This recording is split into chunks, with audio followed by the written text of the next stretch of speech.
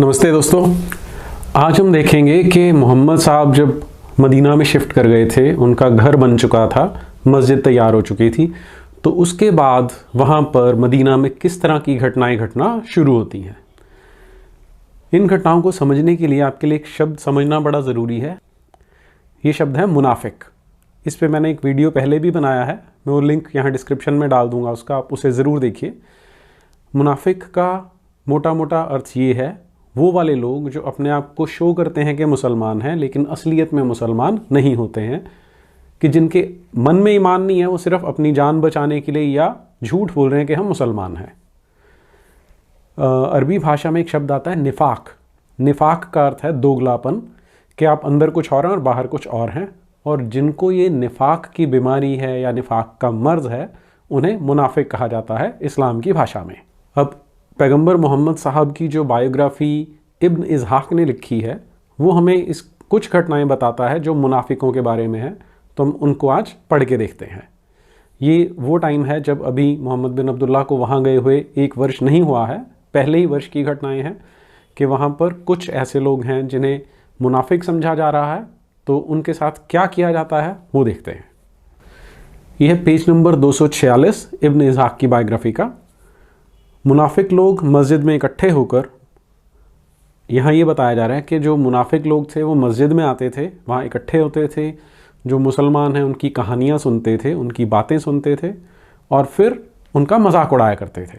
तो एक दिन हज़रत पैगंबर मोहम्मद साहब सल्लल्लाहु अलैहि वसल्लम जब मस्जिद में पहुँचते हैं तो उन्होंने देखा कि जो मुनाफिक लोग थे ये एक झुंड बनाए हुए एक जगह पे इकट्ठे थे और आपस में दबी आवाज़ में, दबे स्वर में कुछ बातें कर रहे थे। तो मोहम्मद साहब ने अपने जो इनके शिष्य थे वहाँ पर, उनको कहा कि ये लोग मुनाफिक हैं, इनको इस मस्जिद से बाहर निकाला जाए। अब हमारे देश में बहुत सारे ऐसे नए नए सेक्ट बनते हैं, नए नए संप्रदाय बनते हैं, जिनके कोई ना कोई गुरु होते हैं जो उनको अध्यात्म के बारे में शिक्षा देते हैं। अब आप उसको कल्पना करके देखिए कि अगर इन गुरु को या जो भी चलाने वाला है किसी संप्रदाय को, उन्हें लगता है कि कुछ लोग ऐसे आ गए हैं जो उनकी जो शिक्षाएं हैं, जो उनकी बातें, उनको नहीं मानते हैं, केवल ऊपर ऊपर से दिखावा करते हैं, तो क्या कर सकते हैं? एक तो उनको समझाने का प्रयास करेंगे, दूसरा है कि उनको शांति से कहेंगे कि आप यहाँ से चले जाइए अगर आपको पसंद नहीं आता है तो। अब देखते हैं कि मोहम्मद साहब ने इनके साथ क्या किया। अब मोहम्मद साहब के शिष्यों में से एक था अबू अयूब। सबसे पहले अबू अयूब उठता है और वहाँ पर एक अम्र नाम का आदमी था जो, क्योंकि वहाँ मैक्सिमम लोग मूर्ति पूजा करते थे, तो उनके जो देवी देवता थे, जो भगवान थे, उनकी देख रेख करता था, ऐसा बताया जाता है। तो आज हम इसकी तुलना या किसी ब्राह्मण से कर सकते हैं या नहीं, मेरे लिए कहना कठिन है, लेकिन कुछ वैसा था ये व्यक्ति। तो अबू अयूब उठता है और इसकी ओर लपकता है, इसके पैर को पकड़ के घसीटता हुआ मस्जिद से बाहर निकाल देता है उसे। और जब उसे खींच के बाहर निकाला जा रहा है तो अम्र अबू अयूब से एक ही बात कहता है कि तुम क्या कर रहे हो, ये अबू थलाबा का खजूरों का जो एक खेत था, तुम उसमें से मुझे खींच के बाहर निकाल रहे हो। लेकिन वो अबू अयूब उनको बाहर पटकता है, वापस अंदर आता है तो वहाँ एक और आदमी है जिसका नाम राफ़ी है, उसको पकड़ता है।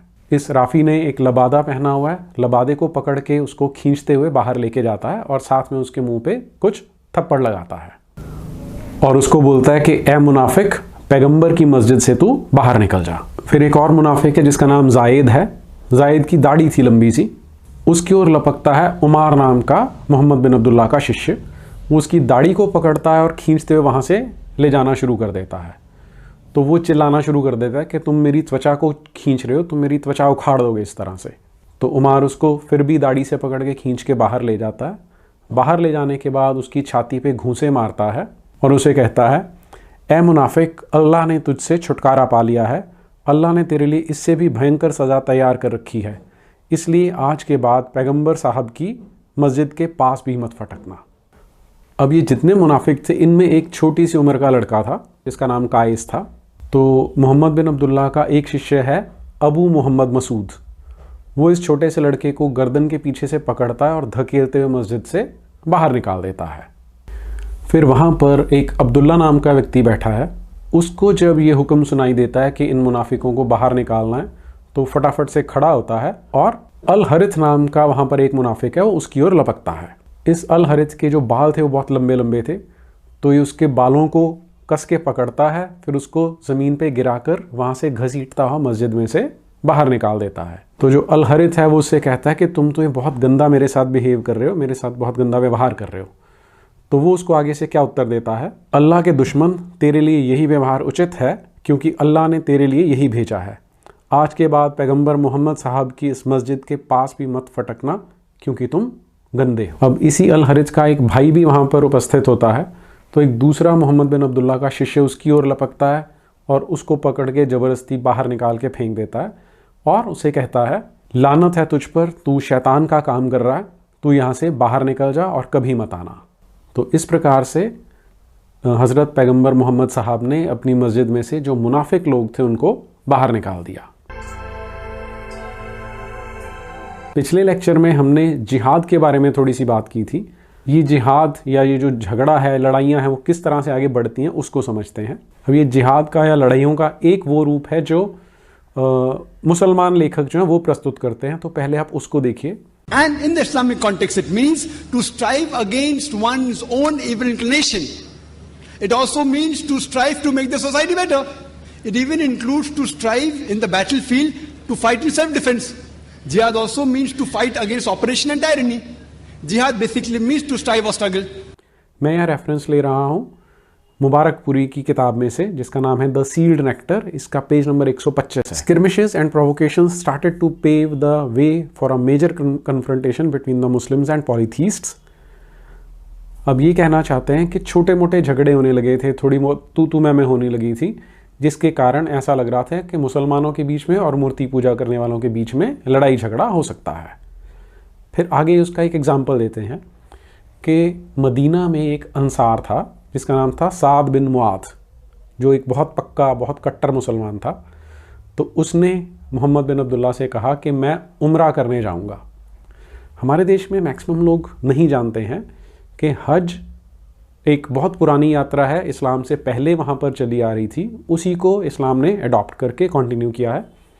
और ऐसी एक जिसको छोटी हज कहा जाता है, उसका असली नाम उम्रा है। तो साद बिन मुआद ने कहा कि मैं उम्रा करने जाना चाहता हूँ, तो मैं वहाँ जाऊँगा। अब मक्का वाले, ऐसा बताया जाता है कि इन लोगों के दुश्मन थे।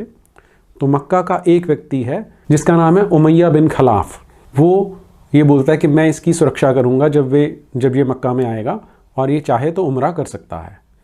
तो मक्का वासी की सुरक्षा पाकर जो ये साद बिन मुआद है वो वहाँ पे जाता है और काबा में जब ये परिक्रमा कर रहा है, जब वहाँ पे पूजा कर रहा है, तो वहाँ पर अम्र बिन हिशाम, जिसे इस्लाम के लिटरेचर में अबू जहल कहा जाता है, हम देख चुके हैं इसको एक लेक्चर में, वो इसे देखता है और वो कहता है कि तू यहाँ पर काबा में है, अगर यहाँ पे तू नहीं होता तो मैं तुझे जान से मार देता।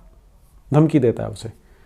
तो आगे जो साद बिन मुआद है वो उसको क्या करता है, वो उसे क्या कहता है कि तेरी हिम्मत है तो एक करके दिखा, हम तो तुम्हारे कारवां ही सारे के सारे रास्ते में काट देंगे। तो एक तरह से धमकी दी जा रही है। अब आप इसमें अपने आप निर्णय कर सकते हैं कि कौन है जो एग्रेसिव है, कौन है जो एग्रेसिव नहीं है।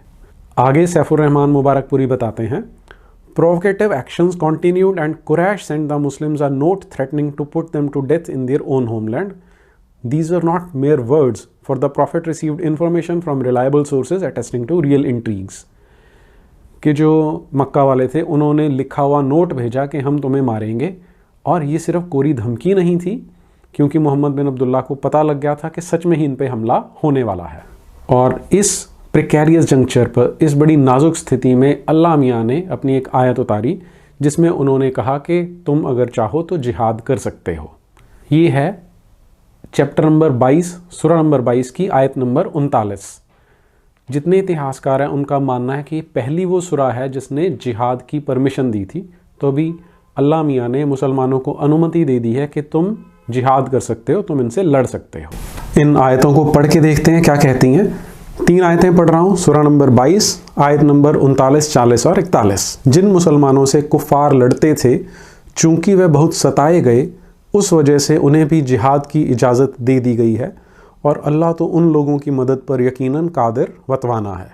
ये वे मज़लूम हैं जो बेचारे सिर्फ इतनी बात कहने पर कि हमारा परवरदिगार अल्लाह है, नाहक अपने अपने घरों से निकाल दिए गए, और अगर अल्लाह लोगों को एक दूसरे से दूर दफ़ा ना करता रहता तो गिरजे और यहूदियों के इबादत खाने और मजूस के इबादत खाने और मस्जिद जिनमें कसरत से अल्लाह का नाम लिया जाता है कब के कब ढहा दिए गए होते, और जो शख्स अल्लाह की मदद करेगा अल्लाह भी अलबत्ता उसकी मदद ज़रूर करेगा, बेशक अल्लाह ज़रूर ज़बरदस्त गालिब है। ये वह लोग हैं कि अगर हम इन्हें रूए ज़मीन पर काबू दे दें तो भी यह लोग पाबंदी से नमाज अदा करेंगे और ज़कात देंगे और अच्छे अच्छे काम का हुक्म करेंगे और बुरी बातों से लोगों को रोकेंगे, और यूं तो सब कामों का अंजाम अल्लाह ही के इख्तियार में है। तो अपनी इन आयतों में अल्लाह मियाँ ने स्पष्ट कर दिया है कि इनको लड़ने की इजाज़त दी गई है। और वो क्यों दी गई है? क्योंकि इन बेचारों को वहाँ से मक्का से निकाल दिया गया था, इसलिए अल्लाह मियाँ ने ये परमिशन दी है, ये अनुमति दी है।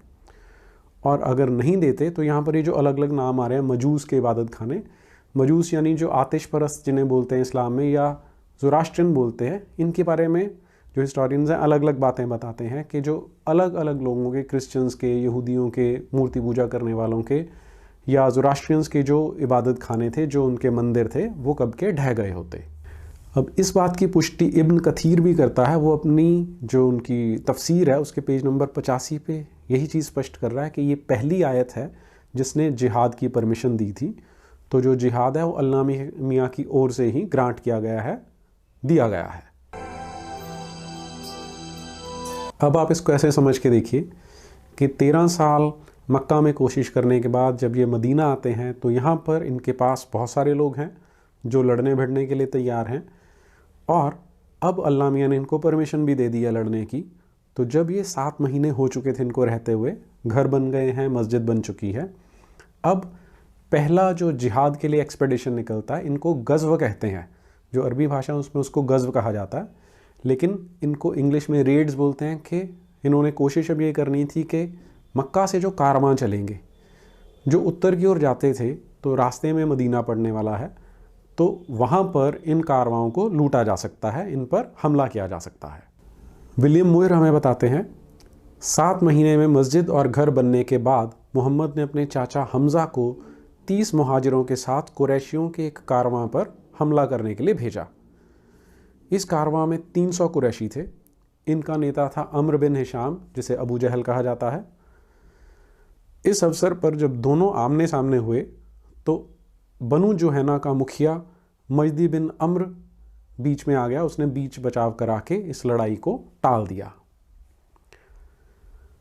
सैफुर रहमान मुबारकपुरी इसके बारे में बताते हैं, इसका नाम दिया गया सैफ अल बहर प्लाटून। और वो आगे बताता है, on this occasion the prophet accredited the first flag in the history of Muslims. It was white in colour and was interested to Kinaz bin Hussain al Ghanawi to carry. तो पैगंबर मोहम्मद ने इस गज़व के लिए, इस हमले के लिए एक सफ़ेद रंग का झंडा दिया था, और ये पहला वो झंडा है जो मुसलमान लेके गए थे। अब ये वाला हमला सफल नहीं हुआ, इसमें मुसलमानों के हाथ कुछ नहीं लगा। तो 1 महीने बाद एक दूसरा हमला किया जाता है। इसमें जो अटैक करने वाले हैं, जो मुस्लिम जो ग्रुप है, उसमें 30 की बजाय अब 60 लोग हैं, और इनका लीडर अब हमज़ा नहीं है, इनका लीडर मोहम्मद बिन अब्दुल्ला का एक दूसरा कज़न है जिसका नाम उबैदा है। अब जिस कारवां पर हमला करना था उसमें 200 कुरैशी थे, जिनका मुखिया था अबू सुफियान। रबीक नाम की घाटी में जब मुसलमानों को एक कारवां मिला, उस समय कुरैशी अपने ऊँटों को चरा रहे थे और हमले के लिए तैयार नहीं थे। मुसलमानों ने उन पर दूर से कुछ तीर चलाए जो कुरैशियों तक नहीं पहुँचे। इस्लाम की तारीख में उबैदा को इस्लाम की ओर से पहला तीर चलाने का गौरव प्राप्त है, जो इस टाइम पे उसने चलाया था। लेकिन ओवरऑल जो हमला है वो सफल नहीं हुआ, क्योंकि उधर 200 लोग थे और ये केवल 60 लोग थे, तो मैच नहीं था, इसलिए ये हमला भी असफल रहा। 1 महीने बाद फिर इनको इन्फॉर्मेशन मिलती है कि एक और कारवां निकल रहा है। ये कारवां छोटा था, तो मोहम्मद बिन अब्दुल्ला ने 20 लोगों को भेजा, और उन्हें बताया गया कि रास्ते में एक रबीक नाम की घाटी आती है, वहाँ पर इन लोगों को पहुँच के वेट करनी थी और इस कारवां पर घात लगा के हमला करना था। तो 4-5 दिन का समय था। अभी जितने भी गज़व हो रहे हैं या हमले हो रहे हैं, इनका पैटर्न ये था कि रात को ये लोग चलते थे, दिन में रेस्ट करते थे ताकि पता ना चले। तो जब ये लोग 4-5 दिन इस तरह से छिपते छिपाते वहाँ पहुँचे रबीक घाटी में, तब तक कारवां वहाँ से निकल चुका था, इनके हाथ नहीं आया, तो ये तीसरा हमला जो था ये भी सफल नहीं हो सका। इसके बाद जो अगला हमला है उसमें मोहम्मद बिन अब्दुल्ला स्वयं जाते हैं। अबवा नाम की जगह है जहाँ पर इन्होंने घात लगा के हमला करना था, लेकिन एक बार फिर से जब तक ये वहाँ पहुँचे कैलकुलेशन ठीक नहीं था, तो जो कारवां था वो ऑलरेडी निकल गया था, तो जो गज़वा था वो सफल नहीं हुआ। लेकिन यहाँ पर क्या किया गया, उस इलाके में आसपास 2-3 कबीले थे, उनके साथ मोहम्मद बिन अब्दुल्ला ने एक संधि समझौता किया। इस एग्रीमेंट के बारे में, संधि के बारे में सैफुर रहमान मुबारकपुरी बताते हैं, this is a document from Muhammad the messenger of Allah concerning Bani Damra in which he established them safe and secure in their wealth and lives. तो जो कबीला उसका नाम बनु दमरा है, जिसके साथ ये समझौता किया जा रहा है, और समझौता कौन कर रहा है, रसूल अल्लाह मोहम्मद। और इस दस्तावेज के अनुसार उन्होंने इनको जीने का अधिकार दिया है। They can expect support from Muslims unless they oppose the religion of Allah. तो जो बनु दमरा के लोग हैं वो मुसलमानों से सहायता की उम्मीद कर सकते हैं जब तक कि वो मुसलमानों के मज़हब का विरोध नहीं करते हैं। They are also expected to respond positively in case the prophet sought their help. इसके साथ ही अगर जो पैगंबर है वो इनसे सहायता मांगेंगे तो इनको सहायता करनी पड़ेगी। ये इस संधि का क्लॉज है। अब ये समझौता ये था कि ये जितने कबीले हैं, मोहम्मद बिन अब्दुल्ला इनकी सहायता करेंगे और ये लोग मोहम्मद बिन अब्दुल्ला की सहायता किया करेंगे। तो एक तरह से अगर आप इसको समझें कि जो मक्का वालों के लिए रास्ता है वो पहले से ज़्यादा मुश्किल होता जा रहा है। एक तो ये लोग तो हमले कर ही रहे हैं, और साथ ही साथ ये अपनी वहाँ पे इन्फ्लुएंस, जो अपना प्रभाव है, उसको धीरे धीरे बढ़ाते जा रहे हैं, क्योंकि ज़्यादा से ज़्यादा कबीलों को अपने साथ जोड़ते जा रहे हैं। और जब ये इस हमले पर निकले थे तो लगभग 15 दिन तक मोहम्मद बिन अब्दुल्ला को मदीना से बाहर रहना पड़ा था, और 15 दिन के लिए उन्होंने जो उनके पीछे नमाज करानी है, जो भी काम करने हैं, उनके लिए हमज़ा को अपॉइंट किया था, हमज़ा को नियुक्त किया था। तो ये पहले वर्ष में किए गए गज़व थे या हमले थे, जिनमें से कोई एक भी सफल नहीं हुआ। अगली बार हम देखेंगे कि जब दूसरा वर्ष शुरू हुआ मोहम्मद बिन अब्दुल्ला के पलायन के बाद का, जिसे हिजरत दूसरा वर्ष कहा जाता है, तब क्या हुआ वो हम अगली बार जानेंगे। नमस्ते।